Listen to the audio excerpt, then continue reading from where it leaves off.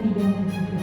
Apa yang menjadi urusan Kak Gede, Kak Lukman, ya Bu Nurman, kompeten, nggak bisa dimana. Mau sekolah, siapapun, Pak Menteri mengatakan, ada rekomendasinya apa? BK, ubah jadi kompeten. Kira-kira bisa nggak mereka ngomong? Sekarang Pak Gede sudah pasti membaca penjelasan LSP. Dan LSP itu Bapak Ibu adalah perpanjangan tangan dari BF. Ya, jadi dia sebagai seorang asesor rumahnya di mana? Di tidak secara organisasi harus dibawa naungan dari LSP. Ya, dan di sini ada SKP ini, ada SKP, ada SI dan sebagainya. Saya rasa saya tidak perlu menjelaskan ya kepada Bapak Ibu. Tidak memperhatikan kembali bahwa nanti dalam sponsor Bapak akan berjalan sebagai tugas. Itu nanti akan ada pilihan. Pertama sertifikasi.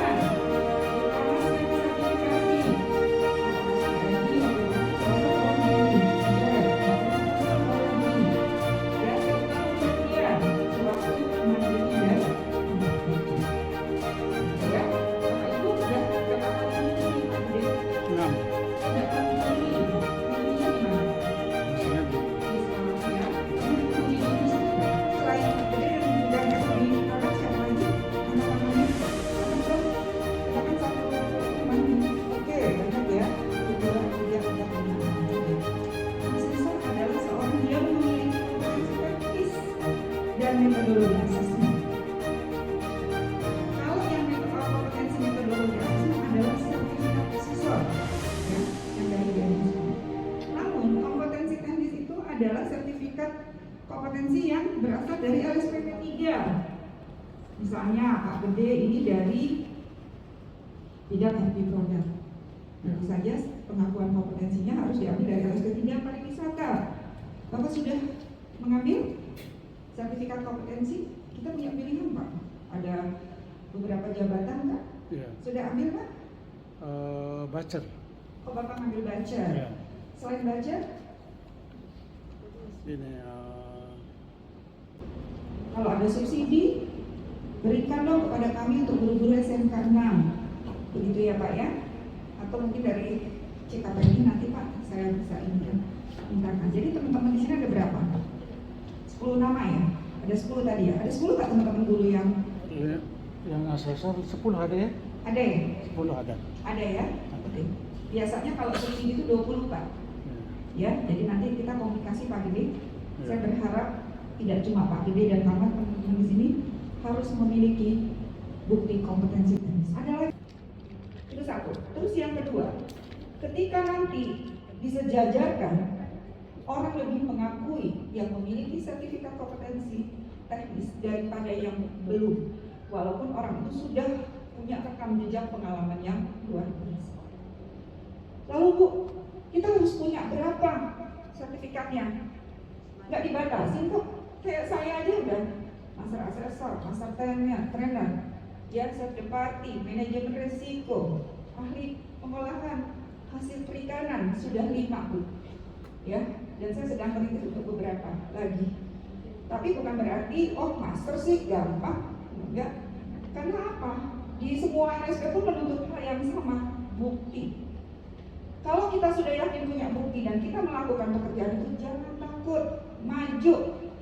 Kalaupun BK, ya kita kumpulkan buktinya lagi sampai dapat. Oke ya Bu ya, dan jangan merasa bahwa Bapak Ibu sebagai guru sudah merasa di zona nyaman. Enggak lah, sudah hidup saya di sini, nanti apa? Enggak, jangan. Kehidupan ini akan dinamis, akan berubah.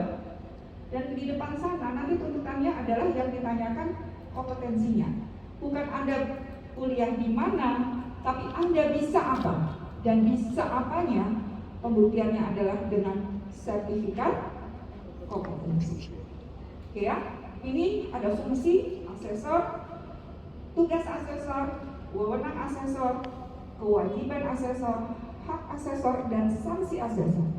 Ya, silakan dibaca. Jadi Bapak Ibu sebagai asesor harus menyadari fungsinya apa. Melaksanakan asesmen terhadap peserta uji. Siapa peserta ujinya? Siswa. Tapi ingat, Bapak Ibu dicetak menjadi asesornya BNSB tidak semata-mata hanya menguji siswa. Menguji yang berpengalaman boleh, boleh, ya, gitu. Bu, saya kan LSP 1, kemudian saya sertifikat itu. Update-nya adalah kebijakan, peraturan, standar kompetensi, skema sertifikasi asesor, modul asesor, dan format perangkat asesmen atau buku kerja 2020 dan kode. Ini perubahan BP tentang BNSP. Sebagai asesor harus tahu, tadi juga sudah disampaikan oleh Bu Melina, ya. Dulu PP terkait tentang BNSP itu nomor 23 tahun 2004, ya. Bapak Ibu harus melampirkan kopi sertifikat teknis, ya, atau bukti pengalaman di bidangnya minimal 3 tahun. Lalu yang nanti akan dibagikan kopi surat perintah tugas sebanyak 6 kali, lalu kopi surat perintah tugas mengorganisasikan asesmen MAPA sebanyak 2 kali dan MKPA sebanyak 2 kali. Rata-rata pada saat praktek, monggo Pak Gede. Ya, oke, kita lihat langsung dengan definisinya saja. Task skill? Touch skill ya, bisa diukur. Oke. Terus apa lagi selain task skill? Task management skill yang tadi dibilangin ibu-ibu katanya ya, pada saat dia masak, terus dia bisa apa? Nyiapin. Artinya keterampilan mengelola beberapa tugas dalam waktu yang bersamaan. Ya, task management skill masuk. Masuk. Kontingensi masuk nggak pada saat praktek? Masuk. Kalau ada masalahnya. Iya. Kalau nggak ada masalahnya, tidak bisa. Ya, artinya CMS itu kadang tidak muncul kalau si asesi kita sudah melaksanakan sesuai SOP, pasti nggak ada problem. Ya, oke. Job role, keterampilan mengikuti persyaratan lingkungan kerja terpenuhi. Buktinya apa? Iya, berarti bekerja sesuai dengan SOP. SOP. Ya. Transfer skill, keterampilan menerapkan pada konteks yang berbeda. Belum. Bisa iya, bisa enggak. Iya, belum. Ya, jadi intinya, umumnya ketika seseorang praktek yang terukur itu baru 3. Pertama adalah task skill, melakukan satu tugas sederhana. Yang kedua adalah TMS, ya, mengelola beberapa tugas dalam waktu bersamaan, dan dress job role. Iya. Yang belum terukur apa? CMS dan Transfer. skill. Maka jangan dipaksakan, harus dipraktekkan. Munculkanlah pada jenis bukti yang lain, yaitu jenis bukti tambahan dengan memberikan soal. Ya, tapi pastikan soal itu harus mengandung CMS, harus mengandung transfer skill. Jadi dalam asesmen kita bukan banyak-banyakan soal. Saya pernah ngetes di sebuah perangkat, soalnya banyak 20, tapi yang saya jumpai TMS, JES, CMS, transfer skill itu rata-rata susah. Kenapa? Akhirnya saya ambil unitnya, saya coba bikin 5. Kumpulkan asesor, ya, dikumpulkan melalui uji keterampilan atau uji tulis dengan aktivitas kerja, kemudian perangkatnya adalah checklist aktivitas. Kalau yang ini pakai portofolio, ya, verifikasi dan wawancara. Perangkatnya juga verifikasi dan wawancara. Kedua-duanya tetap tuntutannya bukti yang berkualitas. Maka pastikan terpenuhi 4 aturan bukti, 4 prinsip asesmen, 5 dimensi, dan pastikan 3 ranah kompetensi terukur. Bapak Ibu lihat nih, ada lingkaran, ya. Ketika Bapak Ibu sebagai guru, Bapak Ibu mengajarkan keterampilan, ya, lingkaran besar, mengajarkan sikap lingkaran besar, mengajarkan pengetahuan lingkaran besar.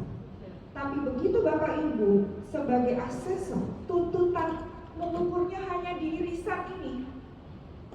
Artinya yang digali pengetahuannya, yang digali attitude-nya, yang digali skillnya yang hanya di irisan ini. Ya, dan irisan ini adalah standar kompetensi SKKNI, unit-unit kompetensi yang ada KUK, ya, KUK itu ada di irisan ini. Artinya tidak semua soal itu harus ditanyakan, ya. Soal yang ditanyakan semuanya pada saat ujian semester. Ujian kompetensi yang irisan ini aja yang ada di KUK, ya. Jadi nanti bikin soal dan integritas ahli di bidang teknis dan metodologi asesmen terpelihara kompetensinya. Cuma HEB gitu, HEB, A-nya enggak ahli karena dia nggak bisa buktiin sertifikat kompetensi teknis. Nggak terpelihara kompetensinya, nggak pernah diperpanjang, jadi cuma asesor HEB, nggak ada bunyinya, nggak ada artinya. Yang bagus adalah hebat, gitu. Ya, sebagai asesor kita juga harus bekerja sesuai standar kompetensi, dimensi kompetensi dan employability skill. Oke. Sebagai asesor juga dituntut Bapak Ibu untuk melaksanakan atau mengimplementasikan 5 dimensi. Ketika Bapak Ibu dapat surat tugas, mengumpulkan bukti sesuai skema itu baru kan skill. Dapat surat tugas. Jadi jangan bangga. Dapat manajemen skill, contingency, job role, transfer skill, dan tadi saya lihat Bapak Ibu sudah mulai menuliskan kode-kodenya. Nah ini Bapak Ibu, hubungan dimensi kompetensi dan employability skill. Kalau Bapak Ibu sudah memastikan perangkatnya itu sudah memenuhi 5 dimensi, otomatis itu sudah masuk employability skill. Dan ini kemarin saya tunjukkan kepada pihak perusahaan asing. Pak, soal kami mengandung dimensi, di mana setiap dimensi itu sudah mewakili aspek employability skill. Malah nanya, Bu, dimensi kompetensi itu apa? Akhirnya saya jadi ngajarin tuh. Tap skill, tap manajemen, ini ngangguk-ngangguk judul pekerjaan. Elemen itu adalah langkah kerja, elemen 1 merupakan persiapan, elemen tengah adalah proses, dan elemen akhir adalah hasil. Saya nggak pernah bilang kalau ada elemen ke-1, ada elemen kedua, enggak. Saya menyebutnya elemen tengah. Karena apa? Karena bisa dimungkinkan proses itu tidak hanya 1 elemen, tapi ada 2 atau 3. Ada Bu yang elemennya 6 tuh, Pak Ibu kita di belakang. Maka dipastikan elemen proses itu 2, 3, 4, 5. Ada 4 elemen, ya. Dan di setiap elemen itu sudah pasti dimensi itu sudah ada, ya. Nah, di elemen tengah itulah yang kompleks, yang banyak dimungkinkan muncul CMS, transfer skill. Tapi karena keterbatasan alat, keterbatasan waktu, kadang-kadang TLS sama CMS tidak terukur pada saat praktek, maka kita harus memunculkan di pertanyaan. Ya, ini Bapak Ibu ada tabel ya untuk mendaftarkan di kualitas. Kalau kita menggunakan observasi, demonstrasi, kalau kita mau mengukur task skill itu di mana, task management skill, contingency itu ada. Ya.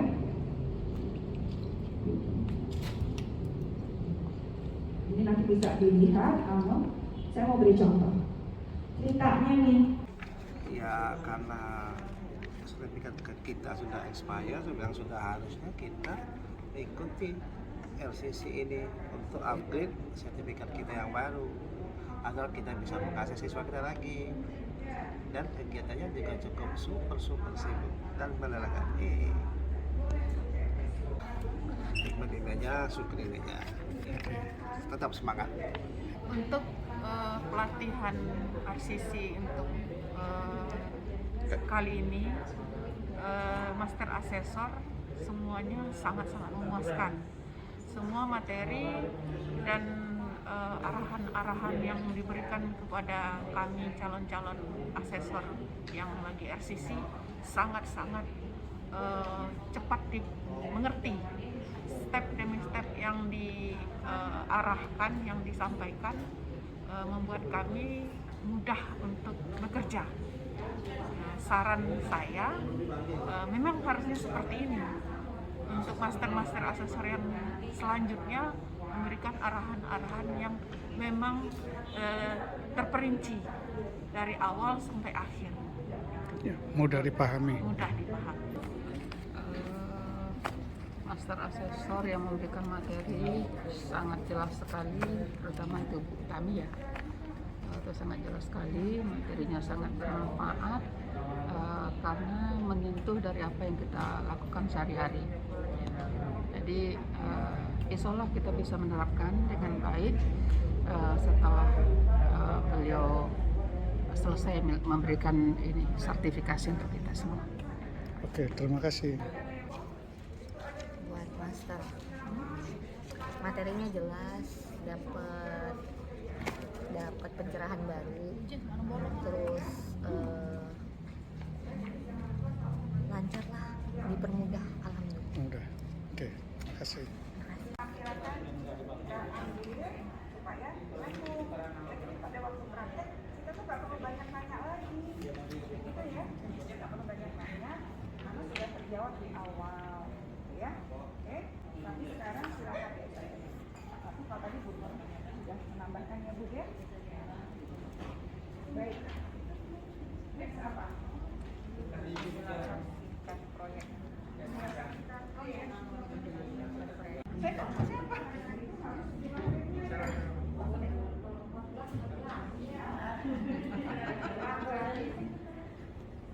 Bu Yanti kan kayaknya 4 deh. Emang bener 4? Tautannya berapa?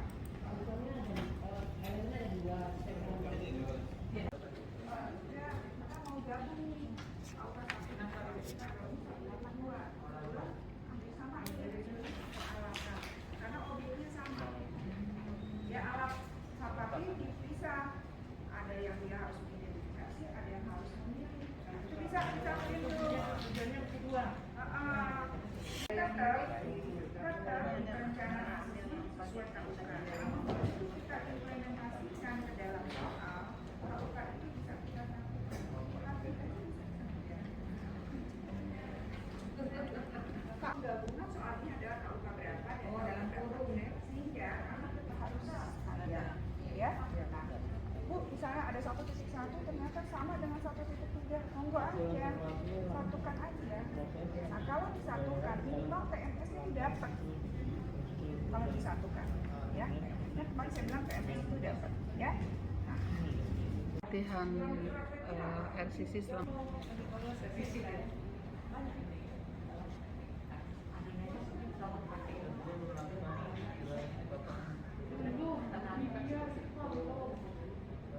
pokoknya ada sesuatu itu kan.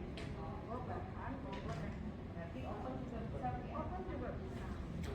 Open yang biasa dengan open listrik kok. Ya. Oke, gali terus seperti itu, bandingkan, ya. Ibu gimana? Gimana pembelajarannya? Materi pelajaran untuk RCC ini sangat menambah ilmu kami, menambah pengetahuan kami di bidang NUK. Hanya pengajarnya juga bagus cara menyampaikannya. Cuma kami yang sebagai asesmen ini rasanya kurang waktu untuk lebih banyak lagi waktu atau pengetahuan yang diberikan kepada kami supaya kami juga banyak ilmu yang kami dapatkan mengenai LSP atau sebagai asesor ini. Itu saja, mungkin terima kasih. Halo, saya Tiur.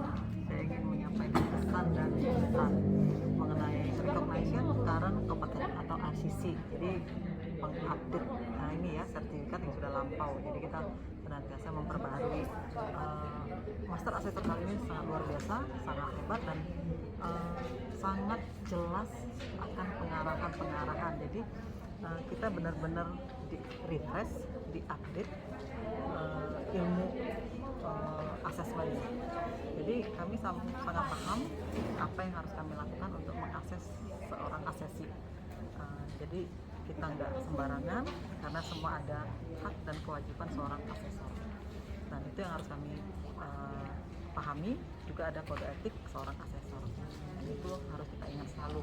Jadilah seorang asesor yang kompeten. Oke, see you. 45, Bu.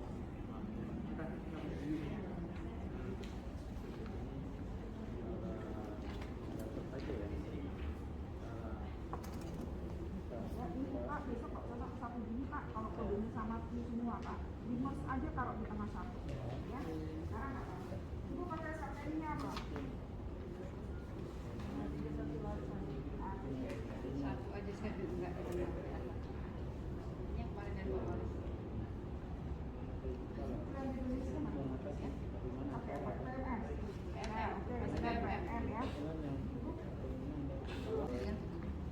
pakai di sini pakai bukan ini sudah lama ini par. Tapi yang dilampirkan pakai yang ASEAN, nggak konsisten. Ganti ini aja Bu, yang penting gunakan ini dulu. Nah, Kesehatannya tetap yang lama gitu. Kenapa kita menyuruh ini supaya mudah? Ya saya tahu, cuma unit kompetensinya masih tadi kan, yang D kan. Yang bedanya sudah terjadi juga. Oke, sekarang nah, berarti Ibu harus revisi ya. Revisi apa? Coba sekarang itu ganti. Kembalikan ke yang lama. Yang awal. Ya itu juga kalau pakai ini jadi aja gitu ya. Maksudnya di sana kodenya kita ganti. Karena kemarin ini biarkanlah, yang penting kodenya biasanya. Jadi saya ikut aja. Saya susah dulu sabu balik ke ini. Betul. Kalau memang Ibu mau pakai SKK ininya harus menyesuaikan. Jadi sesuatu itu merubah tentu saja harus ada penyesuaian. Mengapa kemarin kita menyarankan pakai ini? Karena itu yang terpilih dan mudah kita gunakan. Kenapa kita nggak pakai yang ini? Karena yang I itu sudah jelas mencabut ini. Ini sudah dinyatakan. Yuk, lampiran unit kompetensi kalau Bapak harus melampirkan I juga kodenya dari SKKNI karena Ibu maunya D. Ya Ibu lampirkan D. Ya, D. Oke. Di belakang 13. Ini maksudnya D. Iya dong.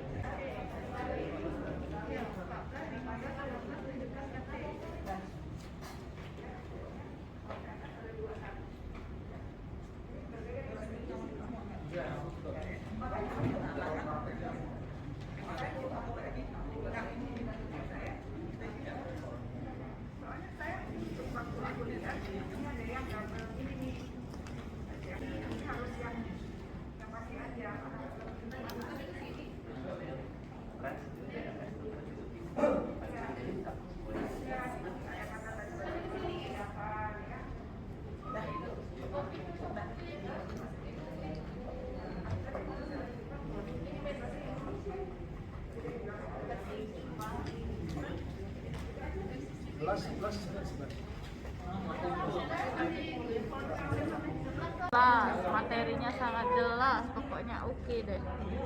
Pesan-pesannya Bu? Pesan-kesannya dijaga terus dan selalu ada pelatihan. Terima kasih. RCC sangat bagus sekali menambah ilmu saya. SMK bisa, SMK bisa.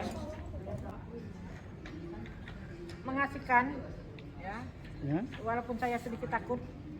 Takut apa Bu?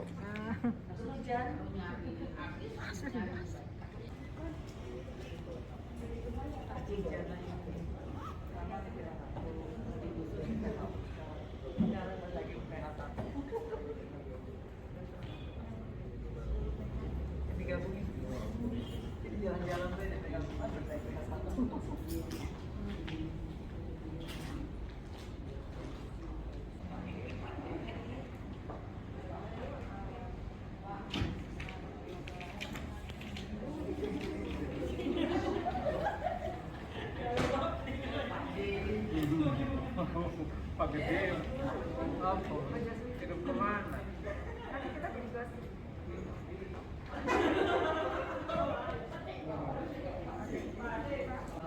Hai Pak D.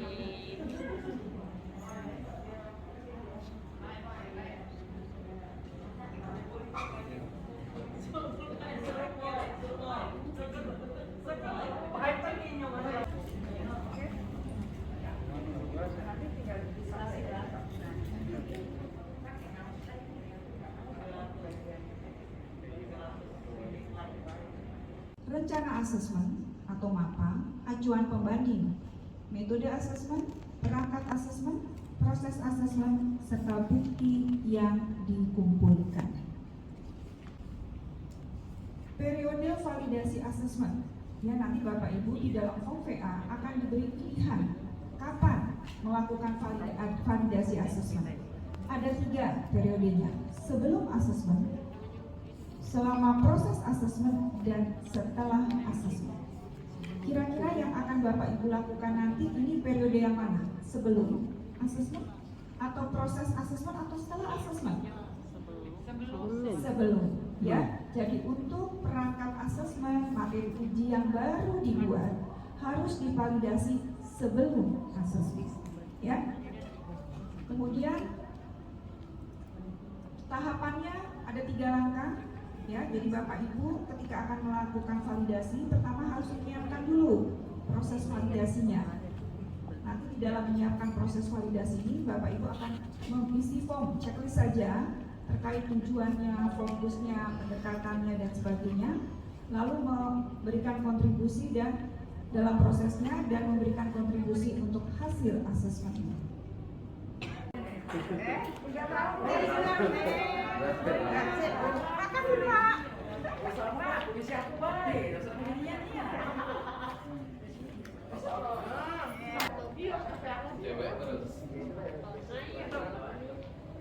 Foto bareng dulu, Sekali lagi, Mbak. Sekali lagi. Yang biru ya. Oh, yang biru yang kita Udah.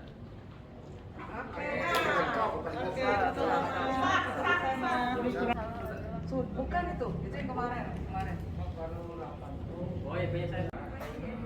Untuk pendapat saya, penyampaian yang disampaikan oleh Master Asesor untuk periode ini sangat jelas sehingga kita bisa menyusun strategi untuk membuat perangkat asesmen dengan baik dan benar.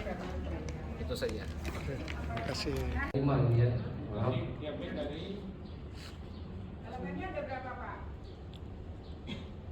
Kalau elemennya ada 3 Bu, tapi saya tambahin di sini Bu, karena harus mengecek. Harus 3 itu. Langkah kerja adalah elemen.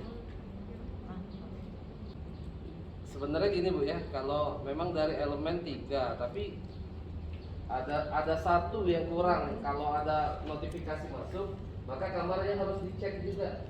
Berarti dilewatkan ya.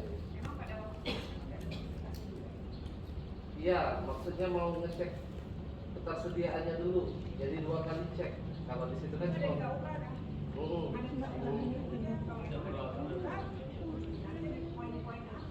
Oke. Yang tadi Bapak kalau saya lihat ada di tabel. Iya. Coba cek ya.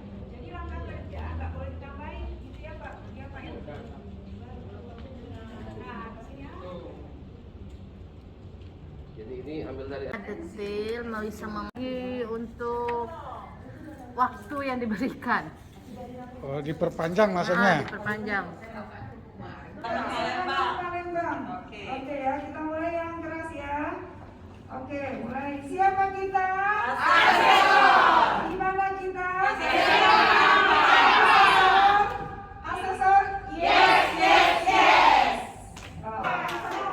Enak semuanya. Ayo, latihan dulu, latihan dulu. Siapa kita? Bu Nelly, Bu siapa kita di mana kita? Oke. Siapa